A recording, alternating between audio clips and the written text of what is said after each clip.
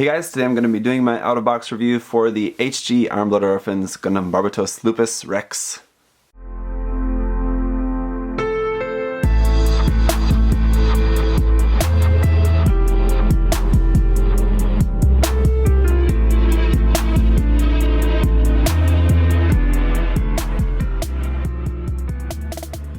So here we have the most extreme version of the Barbatos yet, and just want to say, as always, thank you to MindFenix Hobby Store for sending me this to share with you guys. This is what could very well be, probably, hopefully, kind of the last HG Gundam Barbatos that we get.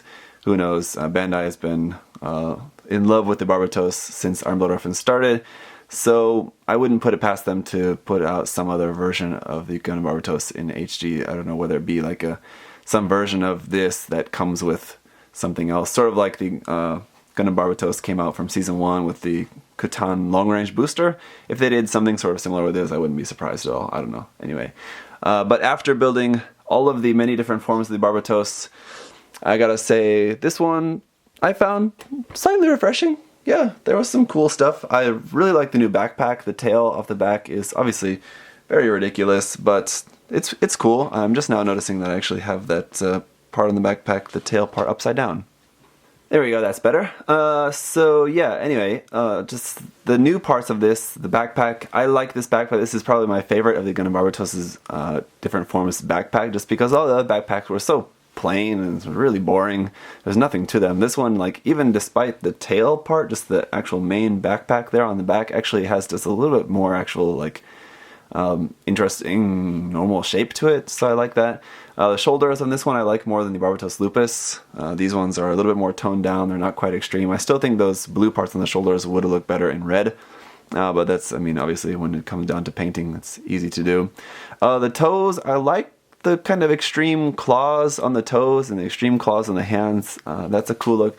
The feet just overall though are just too huge for me. It's just really huge. It's just kind of really silly. The arms are obviously the kind of the biggest, most standout feature of this kit as being really extreme. It's just those huge, giant orangutan arms. And in just a standing pose like this, they look pretty ridiculous. But when you're actually doing action poses, they do look a lot better. So yeah, there's something that I think a lot of people are either going to love or hate. And personally, I'm, yeah, they're okay. I'm kind of it's kind of in between, actually. So I don't know. I think the thing that I'm really looking forward to is checking out the 1/100 scale version, because in my experience so far, all the 1/100 scale variant versions have been better than their HG counterparts. So as much as I think this kit is fine, I think I'll like the 1/100 scale version much better. So I'm really looking forward to that, but in the meantime, we will take a look here at the HG. So one thing that, if you saw the unboxing, you noticed that this kit has a lot of stickers, unfortunately. So it is going to be a quite sticker-heavy kit. Here on the head, I have cut off this head little safety flags there on the end of the V-fin.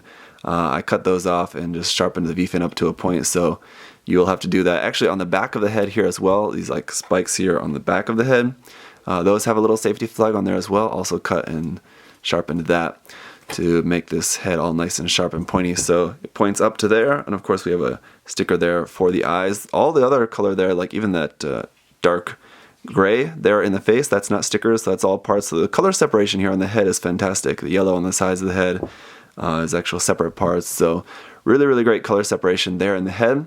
Here on the front of the chest too as well, that Tekkaden logo is an actual plastic piece, not a sticker. So that's really nice.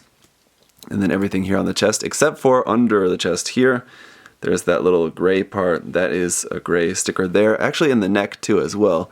If I pull off the head here, it's kind of really hard to see, but underneath the polycap there's actually a gray sticker covering the front of this white part.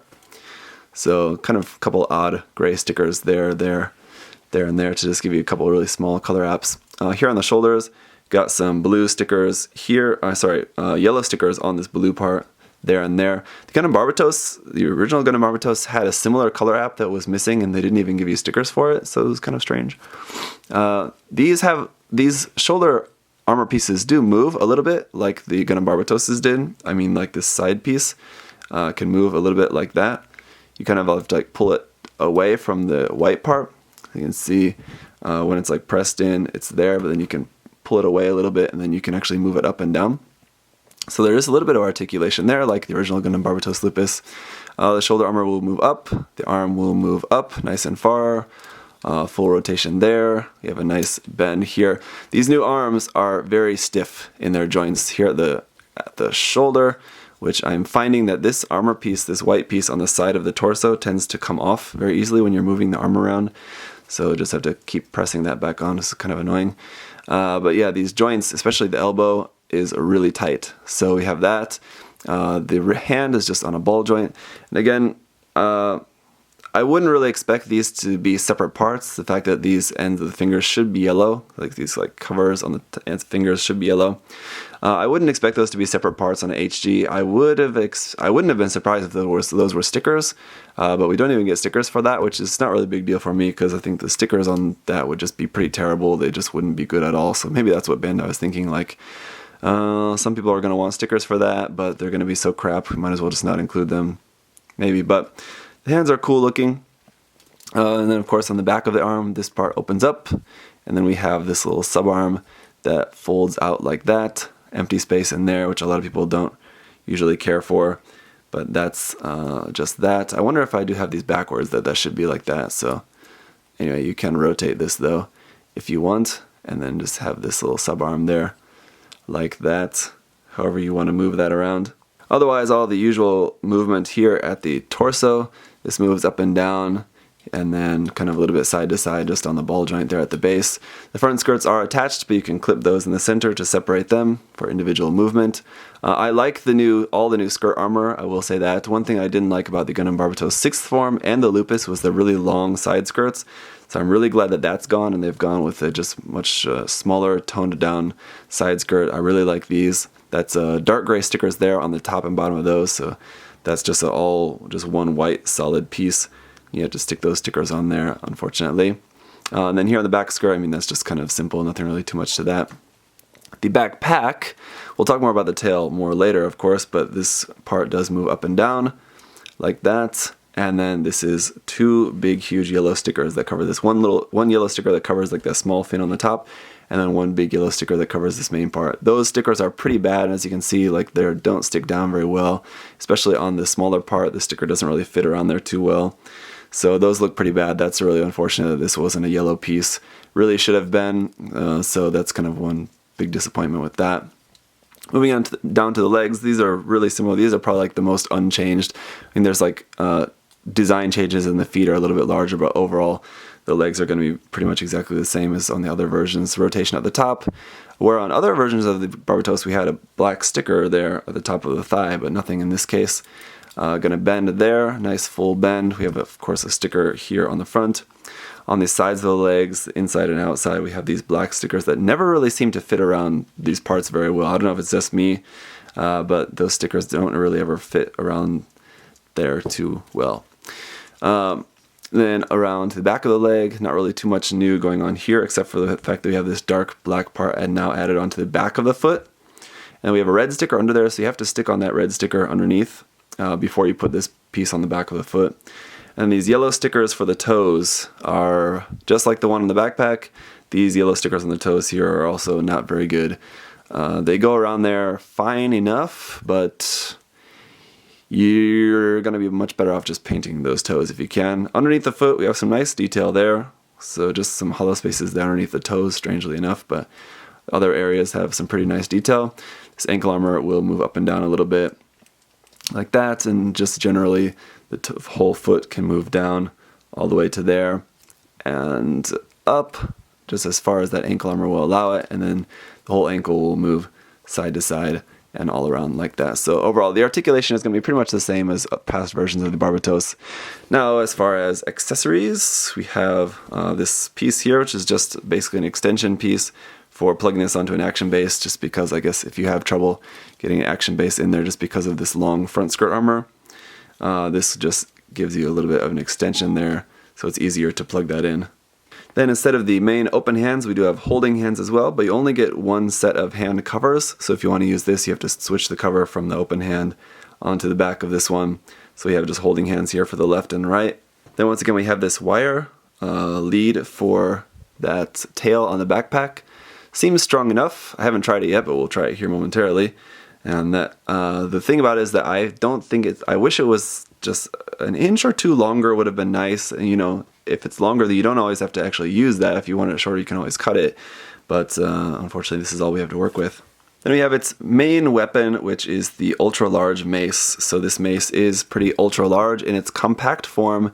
It is taller than the actual Gundam itself, like that. But then it actually does extend. The handle extends out to there, giving you a nice long handle for it. And then after that, it's much taller than the Gundam. So this weapon is obviously very extreme and pretty fitting for this overall pretty extreme design. Then we have this connection piece, which will connect onto the back skirt. So then if you want to actually attach this for like storing on the back skirt, you will just plug this onto here like that. Probably would have been a better idea to stick it onto the back skirt first and then onto the weapon. But anyway, you get the idea. You can store it there on the back skirt like that. Probably better to have that compact as well. But for such a huge weapon to be stored on the back skirt, it's going to look pretty funny. So overall, does it have a lot of stickers? Yes, it does have a lot of stickers, which is pretty normal for an HG. I think this one definitely has a lot more stickers than you would hope a 2017 HG kit to have. But that's just what we've got, so you just have to work with what you have. But on the other hand, as far as seam lines go, it doesn't really have too much in the way of seam lines, and where it does have seam lines, they're pretty much mostly hidden as panel lines or just kind of, just like panel lines between different armor parts. So in terms of like actual seam line removal that you'll have to do is not really all that much. So, but on the other hand, yeah, again, in terms of the masking and all of that, you will have quite a bit to do in this case. But overall, I think what you're wanting out of a kit like this is just its really stylistic design, which is going to be kind of like the main selling point of this kit. I think whether people want to get this kit or not, they're not really thinking about the stickers and seam lines or things like that. They're just thinking, do I like this really crazy design? And I think a lot of people maybe will love it, and some people will just hate this design, and so they'll just not even care about the kit at all, despite whatever pros and cons it has in other areas.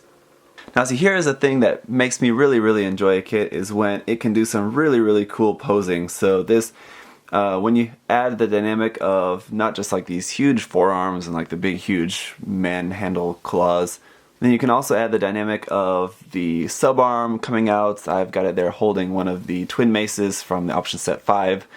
So of course that's not included with this kit, but you can hold pretty much any of the different weapons in that.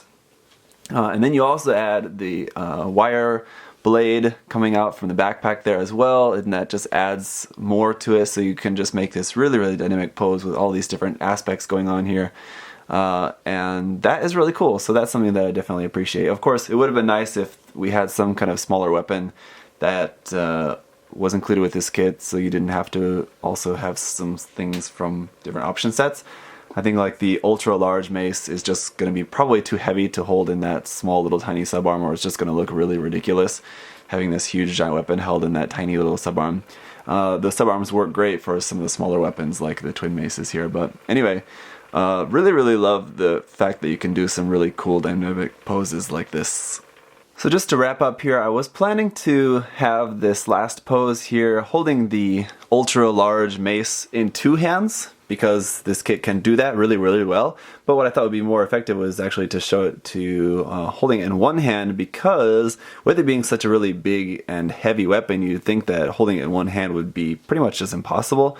But because of how stiff the shoulder and elbow joints are on this kit, and the wrist as well, just those whole new arms, I think I'd have to imagine that Bandai did that on purpose, making these new arms not only larger, but also quite stiff in their construction.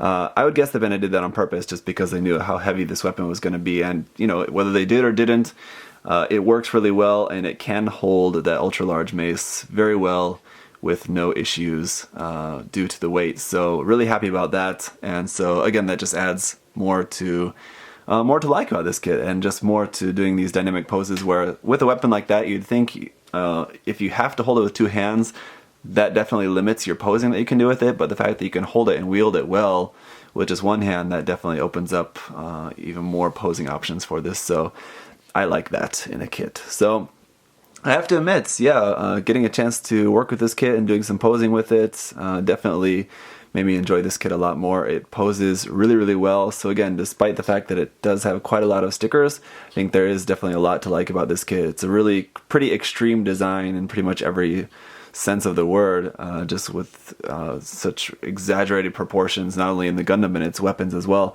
that gigantic mace. So there's a lot to like about this kit, but at the same time I can see how this maybe isn't going to appeal to everyone, but I don't know, you could end up being like me and actually end up liking it a lot more than you expected to.